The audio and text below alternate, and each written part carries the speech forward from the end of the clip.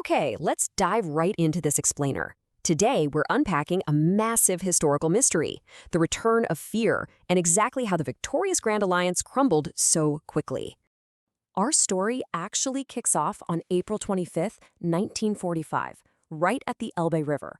This is where Soviet and American soldiers finally met, celebrating the fact that they'd literally cut Nazi Germany in two. Just listen to the words of Lyubova Kozanchenka, a soldier in the Red Army's 58th Guards Division. She said, "We waited for them to come ashore. We could see their faces. They looked like ordinary people. Well, they were Americans." You can really feel that profound sense of shared humanity in that moment, right? They'd fought from opposite ends of the earth, and finally, there they were, face to face. And you know what? That feeling was entirely mutual. Take this reaction from an American infantryman, Al Aronson, who said, if you put an American uniform on them, they could have been American. With all the cheers, the handshakes, the shared relief, man, to the frontline troops, it really looked like the dawn of ultimate unity and peace. The absolute nightmare of the Second World War was finally ending, and the soldiers on the ground honestly believed they were stepping into a brand new era of cooperation. But, well, why did those victorious armies approach each other so warily at the very top level? That's the fascinating and honestly tragic shift that completely reshaped our globe. We're going to look at how the United States, the Soviet Union, and Great Britain went from this unified front against Nazi Germany to literally pointing nuclear weapons at one another in just a matter of years. Because despite that momentary joy at the Elbe, a totally different reality was brewing with the leadership. I mean, why did commanders demand separate surrender ceremonies? Why did Soviet authorities try to break up spontaneous pro-American demonstrations in Moscow? And why did the US suddenly just suspend critical Lend-Lease aid to the USSR mere days later? It's because the leaders were already gearing up for a completely different kind of conflict. So, moving into part one, competing visions of security, why the Grand Alliance couldn't last. To really wrap our heads around this rapid fracture, we have to look at the staggering asymmetry of the war's toll. The US waged a massive two-front war, sure, but they emerged relatively unscathed and, honestly, incredibly prosperous. Their economy was booming. The Soviet Union, on the flip side, paid a horrific price in blood. They lost roughly 27 million people. To put that into perspective, that is roughly 90 times the number of American losses. Their infrastructure was completely shattered.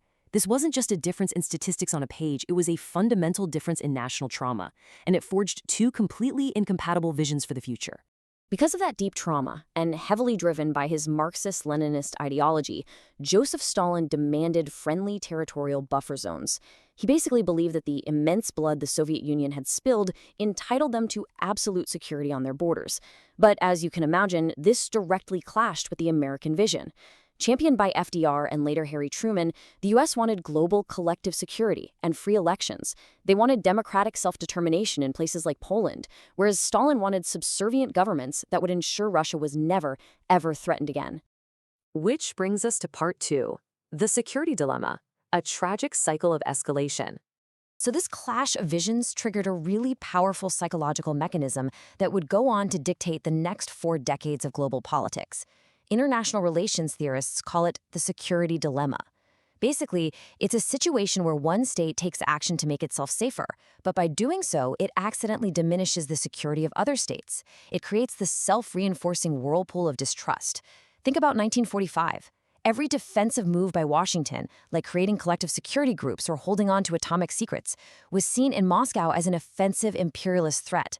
And every single move Stalin made to secure his borders, like installing puppet regimes in Eastern Europe, was viewed by the West as aggressive authoritarian expansion. It just became this inescapable, vicious cycle. And if we look at the timeline, throughout 1945, the geopolitical tectonic plates were shifting so incredibly fast. In February, at Yalta, the leaders kind of papered over their differences. But by the time they met at Potsdam in July, FDR had passed away, elevating a much more skeptical Harry Truman. Plus, crucially, the U.S. had just successfully pulled off the Trinity atomic test. Suddenly, America had a military capability that didn't even rely on massive armies. To Stalin, this atomic monopoly meant that Soviet blood no longer guaranteed Soviet influence, which deeply, deeply threatened his sense of security. And this map brilliantly illustrates the physical manifestation of that security dilemma. What was supposed to be a joint administration to denazify and rebuild Germany quickly hardened into adversarial blocs. The West consolidated their zones to prevent a total economic collapse and a potential communist takeover. Meanwhile, Stalin extracted brutal reparations and installed a Marxist regime in the East, which ended up permanently alienating the German population living there. As all this distrust was snowballing, the U.S. codified its strategy through a famous document known as George F. Kennan's Long Telegram. Kennan basically argued that Soviet hostility wasn't caused by anything the West was doing, but rather by the internal paranoid necessities of Stalin's own dictatorship. His proposed solution? A long-term, patient but firm policy of containment. This directly sparked the Marshall Plan, pouring billions of dollars into rebuilding Western Europe, specifically to save them from the kind of economic despair that historically pushed voters toward communism. Well, caught completely off guard by this massive American economic offensive, Stalin cracked down hard. He actually forbade Eastern European countries from accepting any Marshall Plan aid. He orchestrated a communist coup in Czechoslovakia in 1948, completely ending their democracy. And in his most dramatic move, he blockaded the entire city of Berlin, cutting off all land routes. But here's the kicker. Instead of pushing the West out, his aggressive retaliation only terrified the democracies into forming NATO. He essentially created the very military alliance he feared the most. The security dilemma was in full unstoppable swing. That leads us to part 3. The Cold War goes global. The conflict spreads to Asia. So while Europe settled behind what Winston Churchill famously called the Iron Curtain, 1949 delivered some absolute shocks to the Western system. In August, airborne sampling flights detected radioactive fallout over the Soviet Union. Yep, they'd successfully tested their own atomic bomb.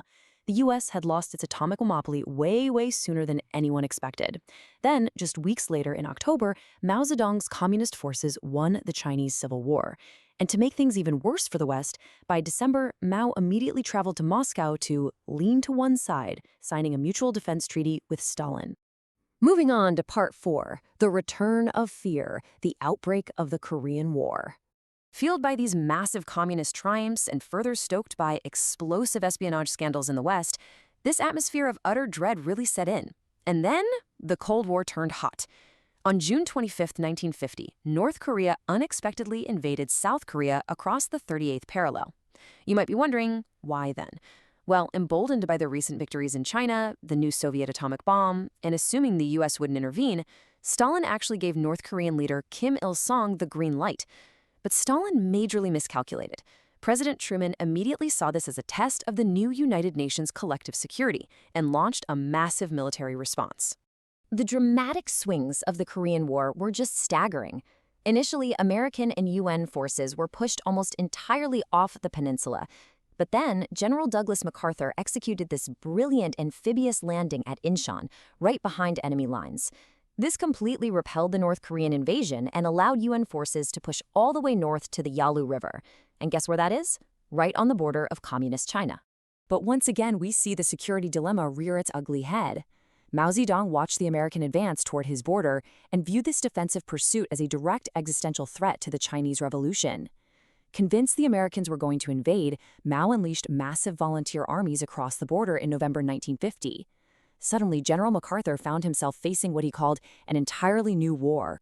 The sheer tragedy of the Grand Alliance is perfectly captured in this stark visual contrast. Think back to where we started this explainer. April 1945. The joyful meeting of allies at the Elbe River full of cheers, handshakes, and so much hope. Now, fast forward just 5 short years to November 1950. Armies are meeting at another river, the Yalu. But this time it's with bugles blowing, ambushes, and absolutely devastating freezing slaughter. The hope of 1945 had just completely evaporated. And that brings us to a really profound reflection from George F. Kennan, the architect of containment. He looked at this escalating cycle, the atomic bombs, the broken promises, the conflict in Korea, and he quoted these chilling words from William Shakespeare. Power into will into appetite, and appetite, a universal wolf, must make perforce an universal prey, and last eat up himself. The desperate, paranoid pursuit of security through absolute power had left humanity standing on the precipice of thermonuclear annihilation. So, what should you take away from all of this? The Grand Alliance didn't crumble just because of bad faith. It fell apart because fear is a universal wolf. And as we look at global rivalries today, we really have to ask ourselves, how do we stop the universal wolf before it consumes us all?